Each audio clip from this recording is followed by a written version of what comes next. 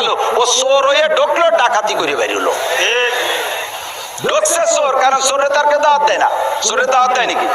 একবারই এক চোর ধরা পড়ছে, কায়দা মতো পিটে টিটে তওবা তিল্লা করে ছাড়িয়ে দিয়েছে। আর জীবনে আসবি? কয় না, কোনোদিন আসবো না। এক সপ্তাহ পর ওই চোর আবার ওই বাড়ি গেছে, আবার ধরা পড়ে গেছে। তুই না এক সপ্তাহ আগে মার খেয়ে গেলি, আর গুলি যে কোনোদিন আসবো না, আবার আসলি কে?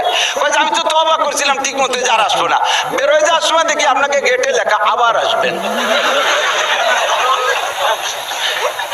শেষে দেখলাম দাওয়াত যখন দিচ্ছে, আগের বার তো বিনি দাওয়াত দিয়েছে, এবার দাওয়াত দিচ্ছে,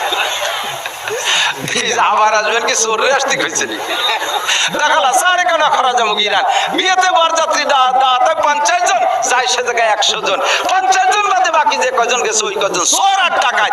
আর চোরের কামাইতে ইনকাম আর ডাকাতির ইনকাম হারাম, হালাল না। কতক্ষণ বাড়িতে খাইছো হারাম, খাইছো হালাল খাও নাই। মাদানী রহমতুল্লাহ এই জন্য সাথে লোক নিতেন না, সাথে যারা যাইতে